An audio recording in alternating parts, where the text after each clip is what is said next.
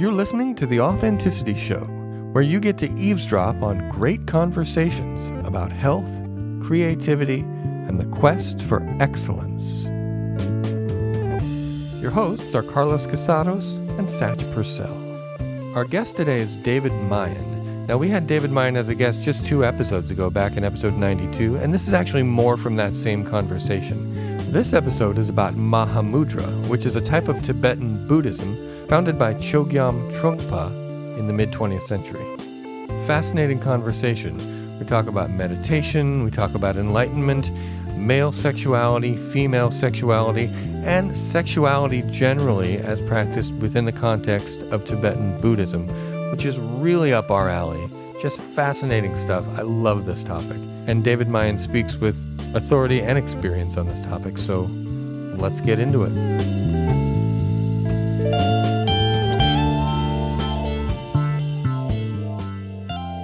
We met the other night. We had a beautiful dinner. I really enjoyed that in our conversation. We spoke about something that's become a deep love of yours, and I know there's a few things that we talked about that were deep loves of yours. I would actually like to start off by talking about the Buddhist aspect of your life. Okay. Because I think you were talking about Mahamudra, and I don't know a lot about that. I know very little. Both Satch and I are avid Vipassanators. So, we follow the teachings of S.N. Goenka through the tradition of Vipassana. Sure. But could you tell us a little bit about your experience, how you got into it, what it is? Oh, yeah. Yeah, it's interesting. I was living in Long Beach, and I think it was probably about 1990, maybe 89. And I would take these sojourns up to Northern California because I'd like to kind of get out of the city. And I would stop at this books on tape store that was, I think, in the marketplace. And I would go through the different sections, and I'd go through the metaphysical section and stuff. And I saw this 6-cassette case, and it had a picture of Chögyam Trungpa on the front. And I thought, that's a really interesting case. So I turned it over and I read it, and it was cutting through spiritual materialism, which is really kind of his seminal work. And I remember getting out of town, and I think it was like right over the grapevine, and I popped in the first cassette. And I heard this voice that was a hybrid of a Tibetan accent and an Oxford diction accent. And it had this rasp in it. And my entire central nervous system kind of caught on fire. And so I got this charge all over my body, and it felt really good. It felt like, when somebody scratches an itch, and it's like really good, but it was every pore, every cell in my body was like that. And it was so profound, I had to pull over. And so that was my first introduction to my teacher, and he had died about 3 years before. So when I got back, I started to do a little research and whatnot, and I found out that a group of his senior students were teaching at a place called Dharmadhatu in the Fairfax district in Los Angeles. So I went up there, introduced myself, and they had 2 tracks. They had a traditional Tibetan Buddhist track, which didn't say Mahamudra, but it was what they taught. And then they had another track which was called Shambhala, and that was Trungpa's way to try to hybridize Tibetan Buddhism in such a way that allowed Westerners to be able to comprehend it from their perspective. And I immediately gravitated towards the Tibetan Buddhist track. And my primary teacher was a woman named Sarah Sadowski. She's known by Tarpa Chotran now. And she was one of his senior students for probably about 22 years before he died. And she was a real ball buster. I mean, I come in there, I'm the strapping 29-year-old kid, and, I'm full of my metaphysical self. And I'm like, well, tell me what all this meditation, this stuff is about. And she said, okay. She said, see that cushion there? I said, yeah. And she said, go ahead and sit down on that. And she says, when people have a crisis, what other people tell them is, don't just sit there, do something. And she said, it's kind of the dyslexic version of that. Don't do anything, just sit there. And she walked out of the room. And I was like, WTF, right? Right? But that was the first substantial teaching I got, which is, You need to clear away all your preconceived notions of Buddhism. All the things that you think you know about spirituality or, magical practice or anything like that. And what she taught me was a technique called Mahamudra Shamatha. And Shamatha, as you probably know, has two sides to it. It's got Shamatha and what you talked about, Vipassana. Now, the difference between a traditional Tibetan Buddhist meditation or Tibetan meditation and Mahamudra is most of the time people meditate with their eyes closed. And our teacher, Trungpa, really kind of frowned upon that because he had this idea, and I believe he was right, that when people meditate on their eyes closed, it becomes a very self-centered endeavor, right? And they're developing any clairvoyance or any insight from an exclusive internal or intrinsic point of view. And he said, no, we want to have people learn how to live in the world. Because we have this dualistic dichotomy that says, if you want to be spiritual or if you want to be Buddhist, you have to hide from the world. You have to kind of hermetitize yourself. And he said that's completely wrong. You have to take all your experiences, good, bad, and indifferent, and you have to incorporate them in the path. He said, adversity is the vanguard of bravery, which I really liked a lot. It's nicely put. Yeah. And so he taught eyes open meditation. And again, most traditional meditators will focus on an object or a focal point, like a candle or whatnot. He said, no, we don't want you to do that either. What we want to have you do is learn how to meditate in the space in the room.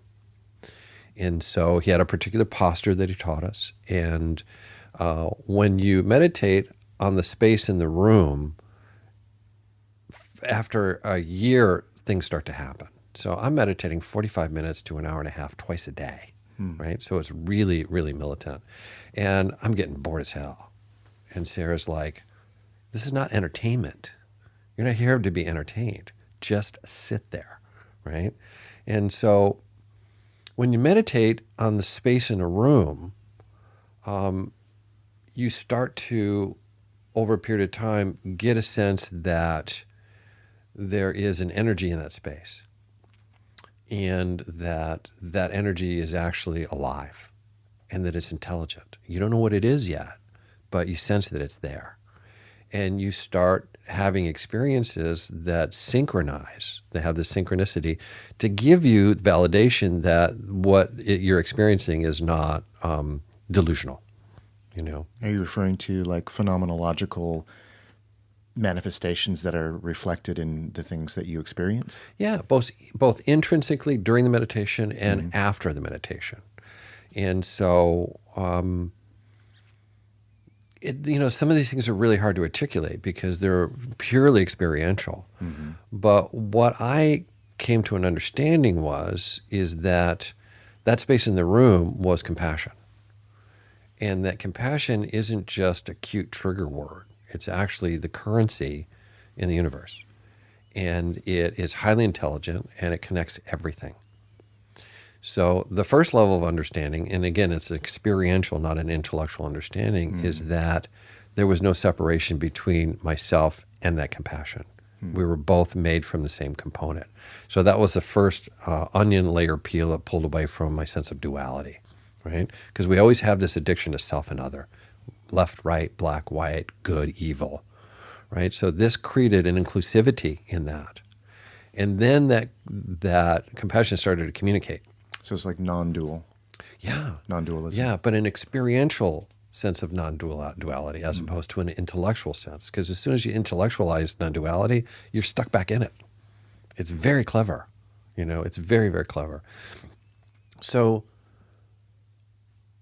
I started to have post-meditation experiences. And what Sarah taught me was you're going to get what's called pointing out instruction. And she says it's a natural phenomena where you're going to have a period where you just kind of pop and you're awake, you're conscious, but there's almost no thought going on. And you feel this compassion fully and completely. And it opens your heart to the point to where you will weep uncontrollably. And that's exactly what happened. And Joni Mitchell, the the vocalist, she was a student of Trungpa for a while, and he did that for her, and it lasted a couple of weeks for her. And she does a video, I think it's on YouTube, where she articulates it, and that's exactly what happened for me too. I have to look at that. Yeah, That's great. I'm a big Joni Mitchell fan. So. Yeah, me too. Yeah, That's good stuff. you know. Question for you, because you said meditating on the space in the room. I can imagine what I think that means, but would you articulate what that actually means for you? It's diabolically boring. It's so boring that people they're all excited in the beginning, and after a week or two they're like, I need more entertainment. So the technique is that you sit in a particular posture, and you shift your focus point to where it's not focused on a particular object. So it's kind of like a peripheral type of vision. Okay. And that allows you to be able to kind of have almost like a panoramic or 360 view perceptually of the space in the room. And I would sit in the middle of the room because I wanted to have that 360 understanding of the space. Not because I wanted to be in the center, but it gave me a better sense of that. And does your awareness, or is the intent of that practice, the practice of the practice, right, is that to keep it in the room while you're doing at that stage, or is it just everything even beyond the room, or is that later? That's later. Okay, gotcha. Yeah, that's later. And the technique is very simple, which is you rest your attention on your breath. Just like Vipassana, right? And you rest that attention on the very apex of where the out-breath ends and the in-breath begins. And you do that, and after 2 or 3 or 4 breaths, your unbridled mind starts going off in some sort of neurotic tangent, right? As it want to do. It's got to create some sort of dualistic drama, and it can be anything, and that can go on for a minute, 2 minutes, sometimes 5 minutes, right? Because we love drama. But there's an instant where you recognize that you've gone off the technique, and then you bring yourself back on the technique. Now, we're a shame-based culture. So everybody has been trained almost from birth that when you have that realization of that spark of awareness that you've gone off the technique, you go, damn it, I suck at this. I'm going to go back to doing it, right? And Trungpa said no. He said you have to train yourself that when you have that spark of awareness, you have to have open heart and tenderness for yourself. And you gently bring yourself back. Because, again, duality says if you're on the technique, you're doing good, right? You're a good meditator. And if you're off the technique, you're a bad meditator. He said no. He said the entirety of that back and forth is the meditation of Mahamudra. And it takes a long time, but eventually you start getting this mental stability that is indescribable. You can focus and concentrate on stuff for a long time. Now, thanks to social media, Americans have been trained to not pay attention to anything in particular for more than 9 seconds. And you can see it and hear it, like in coffee shops, listening to people talk to each other. They'll start a conversation, and after about 8 or 9 seconds, they forget what they're talking about. Yep. And then they'll shift in their chair, right? And they'll either try to fake it, or they'll go on to another topic or conversation to try to cover up the fact that they did it. This happens over and over and over again. I keep hearing about studies that under some contexts, it's even less. It's like 3.5 seconds. It's what they were talking about. It's on par with a goldfish. Yeah. Isn't that flattering? Yeah. It's like density university. Yeah. Wow. Yeah. I'm really, really happy you shared that idea about, not chastising yourself, that we have a shame culture. One of the best things I ever learned, it was actually a coworker once. We used to have fantastic conversations. I tend to do that, don't I, Carlos? Have fantastic conversations. You really do. With people. And this gentleman was a truly fantastic person. And one of the things he said to me was, we were just having a conversation about changing things in our lives. And he taught me, he said, when you catch yourself thinking the wrong things, doing it the way you don't want to do it, he says, that's the moment when you congratulate yourself and thank yourself for catching it. Right. And that made such a big difference. I would go, oh, there I go again, not doing what I said. And I go, oh, good job. Pat myself on the back. You caught yourself this time. Fabulous. And you celebrate that moment. And what a difference that made, Yeah, it's huge. It's huge. Yeah. And it's life-changing in a lot of ways. And it's an uphill battle. It's very Sisyphusian. You roll the boulder uphill because the rest of our culture says no. Nice reference. Your job is to allow us to shame you into compliance, and your job is to pick up where we leave off. And this is the unspoken tragedy of American culture. It really, really is. Yeah, this idea of, sometimes it can be helpful. Obviously, duality has a purpose too, but looking at those situations as either self-love or self-hate, because at first when you're not aware that you're doing it, it's easy to say, oh, I don't hate myself. It's very easy. The ego doesn't want to believe that it's hating itself. Right.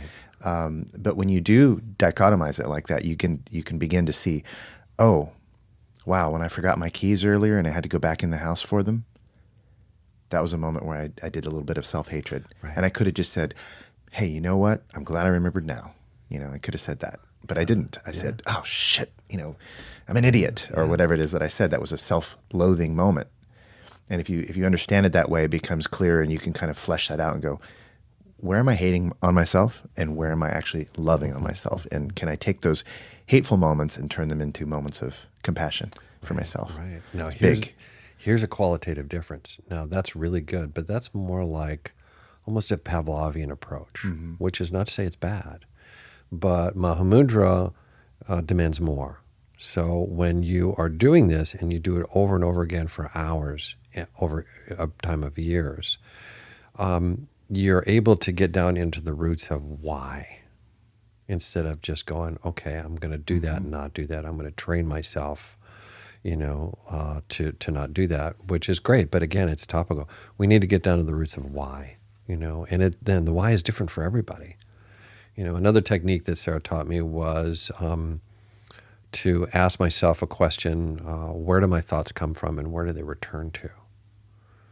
And I went nuts with that one, right? Because it's kind of one of those Zen koans, and she refused to give me the answer, and I'd yell at her, you're humiliating me, and she said, just sit there, right? Just sit there.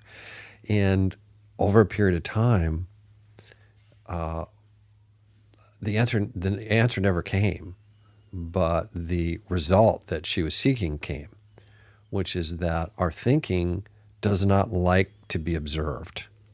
Its power of using anxiety to keep us enslaved, and we'll get into more of that a little bit later, it uses this to keep us in the dark, for years and years and years, and people live and die that way, and it's just unnecessary to have to live that kind of existence. But when thoughts are observed, and they're observed consistently, they get really quiet because they don't want to give up the ghost, And that quietude allows for that experience of merging with compassion to happen, because the barrier to it is anxiety-based thinking. And all thinking is anxiety-based thinking. It is. It really is. Even when we're experiencing joy, there's this self-centered fear in the background that says, when is this going to end? How is it going to end? But I know it's going to end, right? So there's always that agonizing reappraisal. It's very subtle. People don't know what's happening. But if people do this technique long enough, you get to the roots of that kind of stuff. That's really awesome. Wow. Your mentioning of the tears, it reminds me of the experience I had when I did my Vipassana retreat in Australia, because I hit a point where I don't know what day it was. It's this 10-day thing that we do, and it was like suddenly, without focusing on compassion at all. I think you and I talked about this, Satch. There was no focus on compassion specifically. It was literally just on cleaning and clearing the lens of being able to see the self. And it was just a natural thing that the compassion that was already there floated up to the surface, and I felt this sense of acceptance and understanding that the wounds of the world and all the poison and the toxic behaviors and all that kind of stuff that exists were the result of ignorance, serious misery. And because I'd had a moment of clarity in a place where I was a little less miserable in my own existence because of the work that we were doing, which was grueling and difficult. But in that moment when I was like a path was clear, and the natural thing that emerged without any effort was an overwhelming sense of compassion. And it became this understanding that I had that if I were to cleanse my perception to that degree, that compassion would just simply flow. It would just float because it's there inside anyway. Right, and that's the qualitative difference, is that people think compassion is something that you have to incorporate to bring in, but it's already there. It's within you and without you. You know, and when we connect with it, it's emotionally very intense. You know, people's heart swings, so the doors fly open, and it's like a hurricane coming out, you know. And Trungpa was really articulate about stuff like this, and he called it open heart. And he said, when most of us experience open heart, we run for the hills, right? Because we got to shut that door as quickly as possible, because that dualistic fear of this, I'm really vulnerable, you know. And he said, what you need to do when you experience an open heart is you need to move in and set up furniture, right? And that just floored me. It really did. But you can learn how to do this. You know, you can learn how to live your life, your existence, with a sense of open heart, with a sense of compassion that is permeating everything, you know. And it's an amazing way to live, you know, because now you can see the nuances of how one being will tenderly take care of another being. You know, it could be, you know, a blade of grass dancing with the wind. You know, it can be like the light dancing through the tree that you talked about over dinner. Yeah, you know? right. And it's that minutia, that really fine minutia, that when we're experiencing it, we're right in the moment. There's no fear of the past, no regret of the past, no fear of the future. It's right now. But instead of like trying to produce presence or produce the immediate moment, it's spontaneous. A couple of thoughts. Earlier, you were talking about being bored when you first started meditating. And that's a common experience that people have, is boredom. Anybody who's meditated for any amount of time knows what boredom is, right? Because it tends to come up, right? And Carlos, you and I have talked about this. I remember the first time I had done a long meditation, training. I was meditating in my room, away from the hall, and just really feeling that mind-numbing boredom, right? Just hour after hour after hour of, and then something shifted, and I thought, I'm here observing all these sensations that are happening in my being. Right. So if I'm bored, how do I know that I'm bored? Well, because I feel that I'm bored. All right. So if I feel that I'm bored, where do I feel it? What does it feel like? Right. What does boredom actually feel like? Right. And then began to observe the boredom itself as a sensation, and started to notice that, what I thought was boredom was just, pressure here, a sensation there. And then what's fascinating is, after a while, boredom became fascinating. Right. Isn't it fascinating how boredom becomes fascinating? Right. You know what I mean? And so Yeah. you kind of notice that. And I think one of the lessons that I got from that is things are not what they seem, even when you think they are. And they always pass. And they always pass. Yeah. And what you don't like now, you might really love later. And vice versa. Who knows, But I just wanted to share that, because you were talking about boredom. It's really good. It's really good. I complained to Sarah, man, I'm really bored. She said, that's wonderful. I said, what's wrong with you? She said, most people, the only two times that they're in the present moment is when they're bored or when they're having an orgasm. Oh, yeah. So you need to penetrate bored. Or you stub your toe really hard. Right. Yeah, you're in exactly. pain. Exactly. Yeah, pain can make you very present too. Right? can. Yeah. But yeah, boredom, it's a gift. It really is, because it really forces you into the moment. And what you did is, instead of demanding an entertainment change, which is what I did, I'm like, this is not what I signed up for. I need entertainment, right? Boredom the is light show. Boredom is the antithesis of my addiction to entertainment, right? What you did was, it was very Buddhistic of you, was to penetrate that boredom and get to the source of it. Yeah, Really, sure. it's really astute the way you did that. Yeah, well, thank you for that. Yeah, We did, for the listener, we did an entire episode on boredom. that's right. We did. It's called The Interesting Thing About Boredom. And we really dove into the whole, the layers of boredom. And I'm sure I told that story. Yeah, it's great.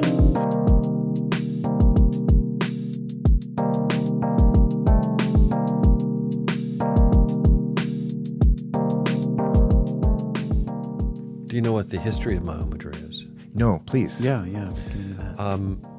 It's very, very interesting on how it kind of evolved. So most spiritual movements or mystery schools or whatnot, they have an arc where they have their golden time and they have their renaissance, and there's a tremendous amount of value for the people that are involved.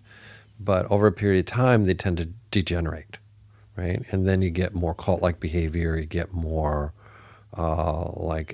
Aztec type of degeneration, where it went from being Toltec shamans and really, really being good at that to slaughtering your people, just for blood sacrifice. So that's a good example. But this happened to Buddhism too. It didn't go into the blood sacrifice thing that we know of. But right around the 11th century, the 12th century, things had become so rigid that it was very, very dogmatic and very fundamentalistic. And they created this rigid educational curriculum where you had to be a monk or a nun. You had to renounce your entire life, so you had to hermeticize yourself, which is, again, was the opposite of what Trungpa said that you should do. And you had to go through 20 years of preparation before you actually got into the tantras, right? And so there was a group of about 12 Mahasiddhas, and these guys were like badasses, right? And they said, this has got to end.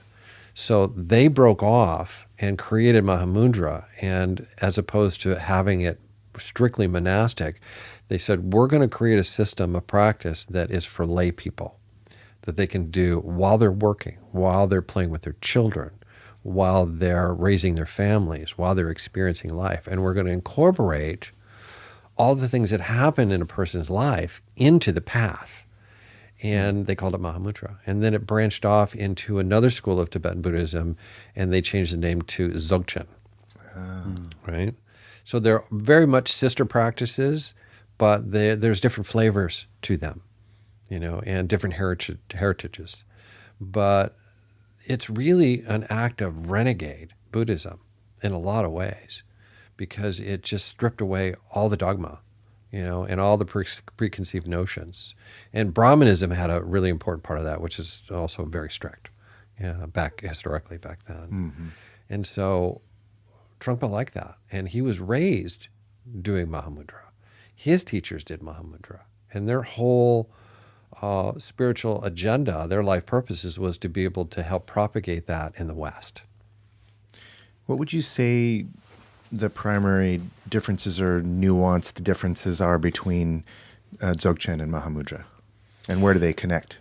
Well, I think Mahamudra is more meditative based, so it's more experiential. I think it's more heart-based as far as compassion. Dzogchen was brought into the Gelugpa sect of Tibetan Buddhism, which is the Dalai Lama's sect. And that's very erudite, it's very scholarly, it's very intellectual. Their monks will memorize hundreds, sometimes thousands of texts that they have to be able to recite, on the spot. So it's very erudite. And so Dzogchen is more of an intellectual approach, and Mahamudra is more of I think, a heart-based compassion approach. Not that they don't cross over, and both are important. One's not better or one's not worse. It's just some people are more intellectual and they tend to gravitate to that practice, and some people are more heart-based. Thank you. Yeah. Interesting. So, maybe just to clarify, are there monks then in this tradition? Because it seems, in Buddhism there's householders and monks. Those are sort of the two kinds of people in Buddhism, right? You only get two kinds in Buddhism: householders and monks. Right. So, any thoughts about how that? Right. Yeah, exactly.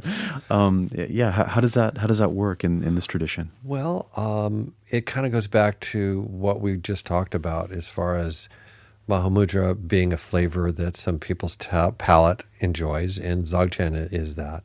Some people wanted to do the lay path of Mahamudra, some wanted to be monastic in it. But Tibetan Buddhism's sense of monastic is categorically different than even Theravada, right? Or the Jesuits, or, Gregorian monks or what have you, in that they like sex. They enjoy it. And a lot of times they're married, they have consorts. Their consorts are nuns. And they incorporate that into their practice. They use that sexual energy into their practice. And they don't really advertise it, they don't talk about it because they know it kind of creates stuff, but they're doing it in a whole different level than what the average person does. The average human being, they race to orgasm as quickly as possible. You know what I mean? And as many as possible. And what they do is different. What they're doing is they're actually conserving energy. And the Gnostics did this too, where they will make love to their partner and it will be very enjoyable, but they don't orgasm, or they don't orgasm for a long time. And they take that energy that builds up and retransmute it and incorporate that into greater levels of realization. And that's probably the hardest practice on the planet. And if you talk to people, like especially guys, like, do you ever think about what it would be like to have sex with your wife and not orgasm for 6 months? And they look at you like you're from Mars. What are you talking about, right? But there are benefits to doing that. There are benefits, and I've done that. I went an entire year without an orgasm with a partner. Actually, the partner dropped out after a while because women have a hard time with it too. And the teacher that was guiding me, he said, it's going to be like starving a tiger. Your male lust keeps you completely ignorant, and you are completely led around by your nose by women, and they are able to manipulate you very, very easily by using your lust against you. So you have to get on the other side of that. And the best way to do that is to make love, but not orgasm. And he says, what happens when you start to starve a tiger? The tiger gets mad. So you're going to go through 2 or 3 months, the first 2 or 3 months, in murderous, homicidal rage. And I'm like, dude, that is not me, right?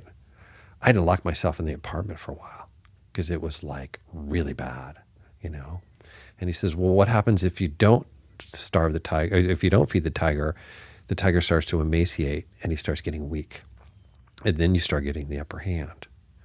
And so it allowed me to be able to see how I was controlled by lust, how I was controlled by this perpetual preoccupation for the hunt, And not to say that's necessarily bad. I mean, male humans have been doing that, for thousands and thousands of years.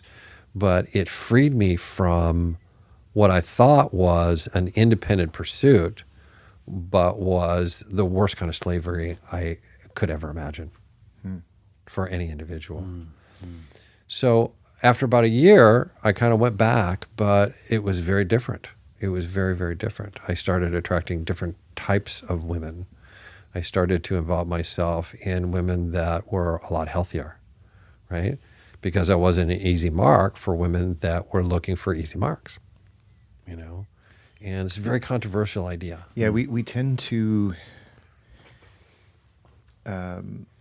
use very different filters once we've reached a certain level of understanding. Right. And of course, you know, things that might be attractive to a certain level of person Right. that's functioning from a certain level of thinking Right. and being, that's going to change if you change in a fundamental way. And sexuality and sexual energy is a fundamental energy in our life. It's very much survival and continuance of our race and all that kind of stuff. And it's wrapped up in so many other things, you know, passions and other stuff. So I can absolutely get behind that idea because, no pun intended, but you know, if you have a pattern of attracting certain types of people for a long period of time and then suddenly you change this fundamental aspect of yourself, Right. how could you not begin to notice a difference, you know? And that, how could they not,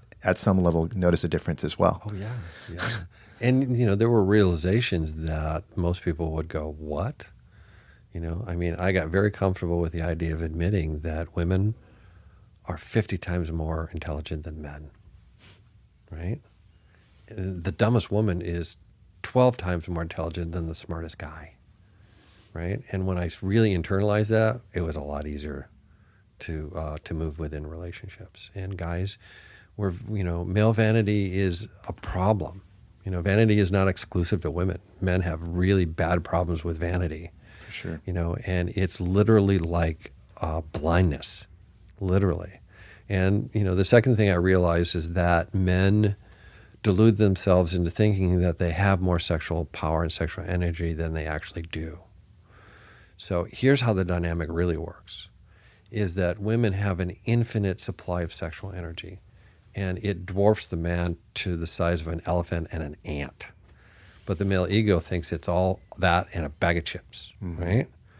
And so what women have learned to do, and rightfully so because of their survival for themselves and for their offspring was really predicated on this, is they learn how to take their sexual energy and inject it, target and inject it in a man, making him think that it was him that was feeling it, right? And allowing that male ego to really embrace it to the point to where, like, yeah, I'm Jason Momoa. I'm just, you know, the walking stud down the street. That's not how it works. It's not how it works. And once I accepted that, it was a lot easier. So what a real man understands from a spiritual point of view is that his sexual power is nowhere near the same as his partner or his wife's. And that men are actually batteries for sexual storage, for sexual energy. And when they are able to bond with a woman, that woman can gracefully infuse that man with sexual energy. And that doesn't mean the man doesn't really enjoy it, but she infuses that man with sexual energy. And then what he does is he gains his sexual pleasure from pleasing her instead of pleasing himself, right? Now he's able to last 10 times longer than he did before, right? Now he's able to let go of all the pretenses and all the ideas that I have to be coy or I have to be aloof, right, to get a woman. So now he's able to bond with her on a level that is par excellence. It's like Love Supreme, you know.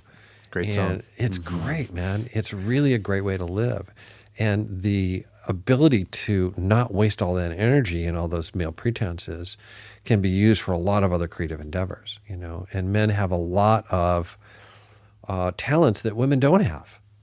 But, you know, and I talk to guys about this and they're like, that's bullshit. I say, okay, well, let's try a little experiment, right? I want you to go home, no porn, no pictures, no fantasies about any women, and sit there and masturbate and tell me how well it went.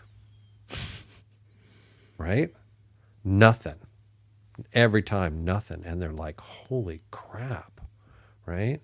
Because without that psychic, we'll call it psychic, that psychic infusion from a woman, whether it be from fantasizing about her or watching an image of her, right?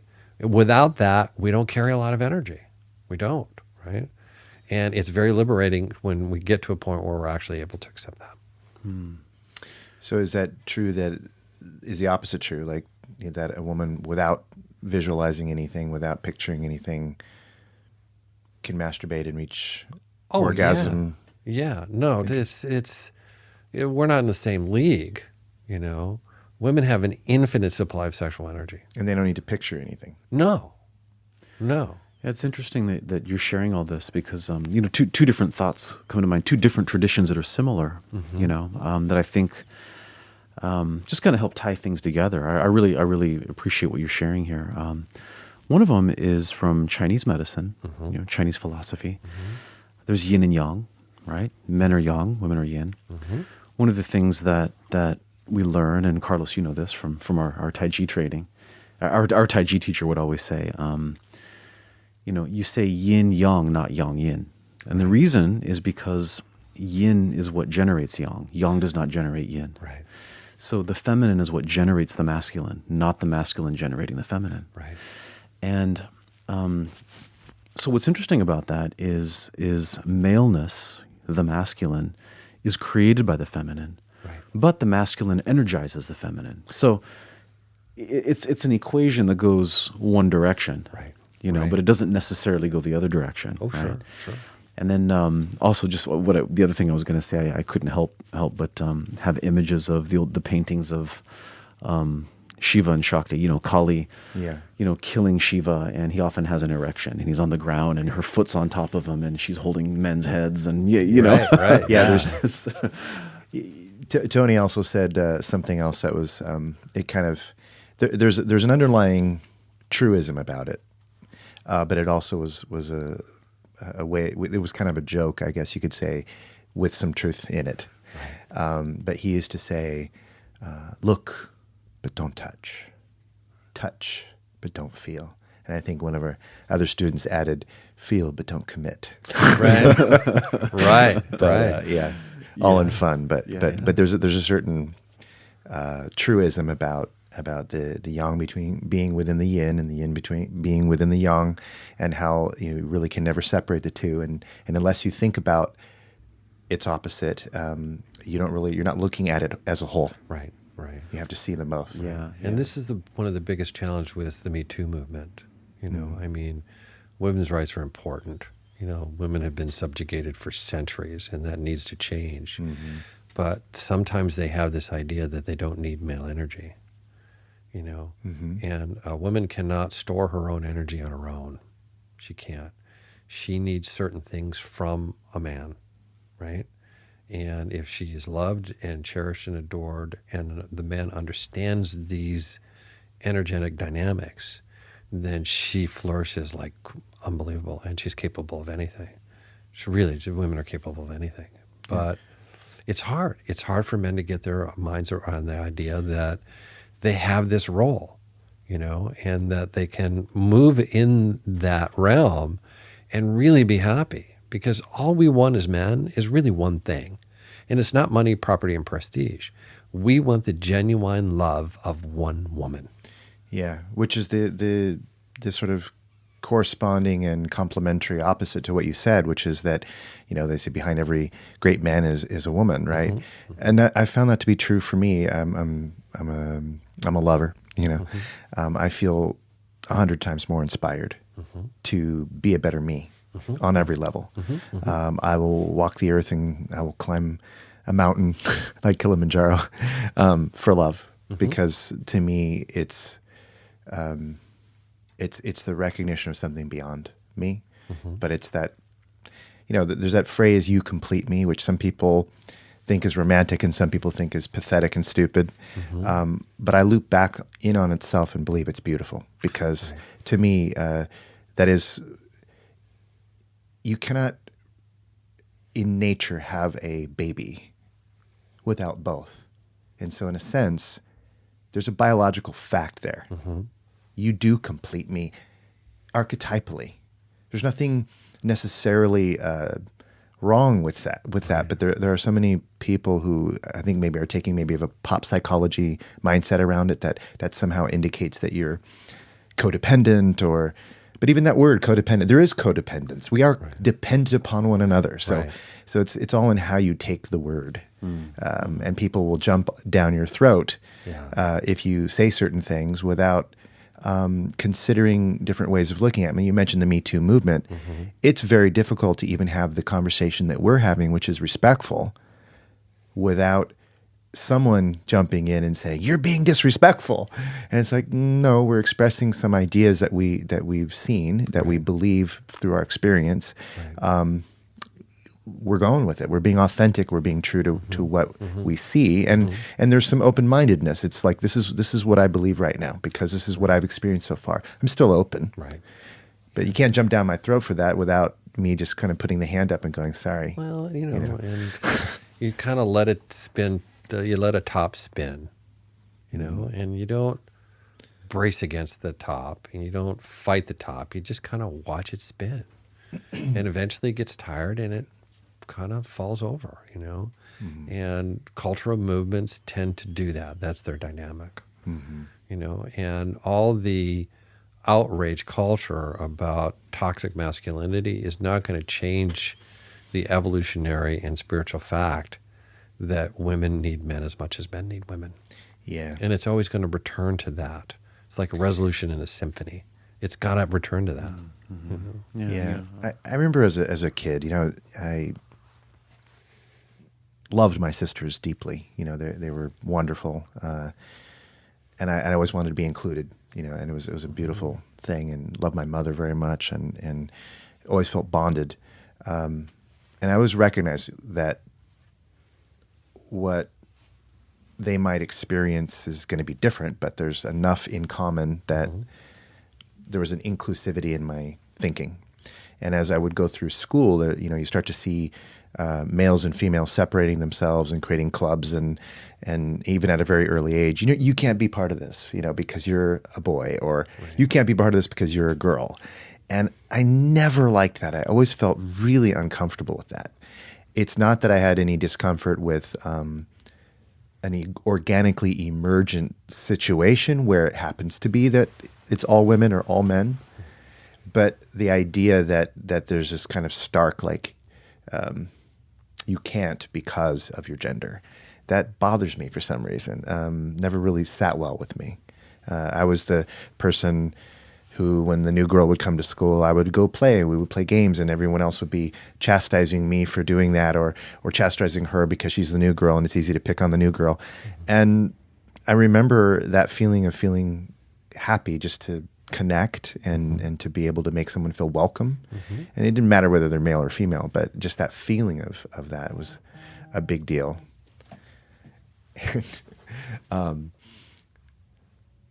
When I think over the last year or so, there were some people that invited me to a men's group. I think maybe we spoke about this at dinner, possibly.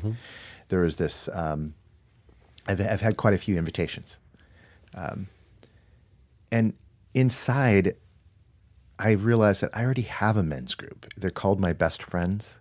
I feel so close to them, and we can share everything. We can agree, disagree. We can help each other. We can critique lovingly and ask each other's advice. And each of us has a strong sense of self in our own way.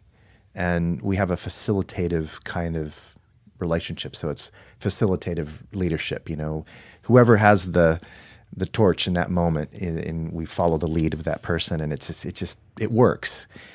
And I feel completely vulnerable. I feel like I can step into being nurturing. I can be sad. I can cry. I can express love. We can joke. We can do manly man stuff. We can do all of it. We can drum, like they say, sit around a fire and drum or whatever. And I don't feel an attraction to wanting to go to a quote-unquote men's group per se, where we're all going to micromanage our language and be woke, quote-unquote males and all this kind of stuff. I mean, it's not even the right term. Let's just use the English. Awoken, right? It's woke, right? So all that stuff is a big turnoff to me. I don't like it. And yet, I'm kind of stepping out on a limb even to say this on a recording, because I feel like we're in an age where it's almost a draconian control of what you say. You better be careful. You got to censor everything, and there's got to be a bajillion genders in your language, otherwise you're not being respectful to the different points of view. And it's like, no, come on, you're making it so complicated. I understand there are differences, and I'm respectful of that, but I don't feel that it's necessary for me to have to be constantly going through my glossary of terms to be careful all the time, constantly, that I don't offend somebody. It's like, I hate that. I'm just being honest. Yeah, I fucking hate it. I hear you. We need to relax and love one another and accept one another and our differences too. But men's groups and women's groups were really important for the survival of our species. When it's organic and emergent, Right. I love it. Right. Men would go out and hunt together, and that was their ritual, and they bonded with that ritual. Yeah. And women were gatherers. And they would go into the forest and they'd collect the vegetation and things to ornament the home and hearth and whatnot. Mm-hmm. And that's still with us today. It is. I mean, if you're a man and you go to the mall, you know exactly what you want. You target that game. You go in and you bag that game and you leave. Yeah. Women go into the mall and they have to go through the entire forest and touch everything, right? And bond with everything in order for them to be able to make their selections. So an understanding and loving man understands the anthropology of that, and he lets her do that, right? And if she's sophisticated enough, then she allows him to go out and do whatever version of hunting he needs to do. And I don't want to put it forth that men have to be completely subservient to their women. That's not what I'm saying at all. It's just a matter of understanding the sexual dynamic and the energy and how it flows. In my mind, primal masculinity is, it's an evolution, and what mature versions of primal masculinity are what you're describing. Mm-hmm. It's being understanding and compassionate and having the ability to be nurturing and strong and wiser about how you apply your power. Mm-hmm. I mean, grace is, to me, the careful application of power. And so it's power being applied with care. Mm-hmm. That's grace to me.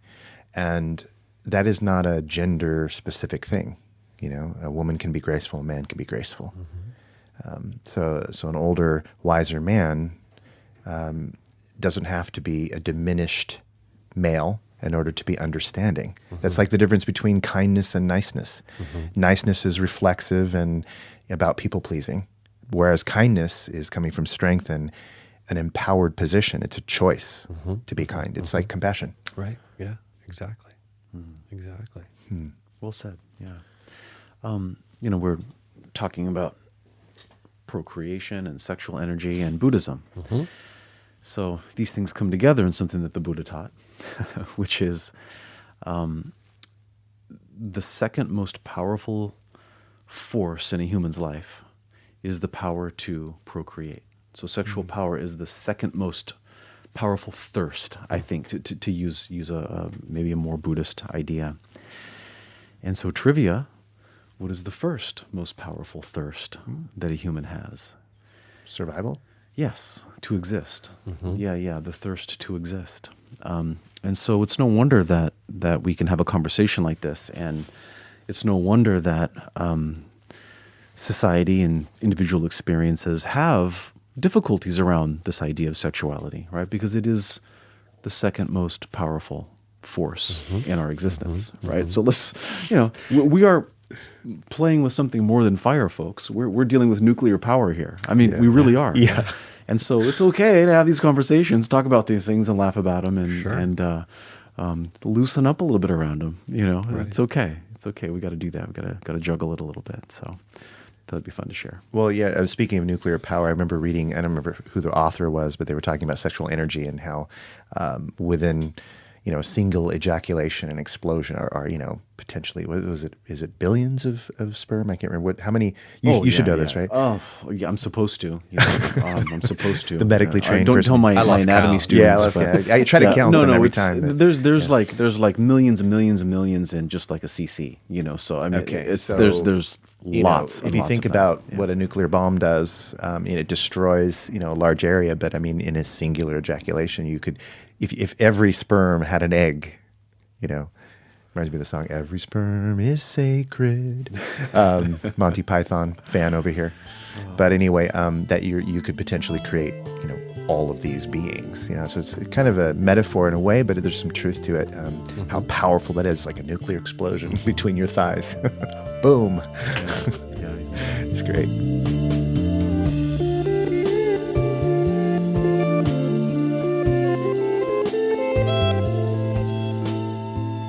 You've been listening to The Authenticity Show with your hosts, Carlos Casados and Satch Purcell.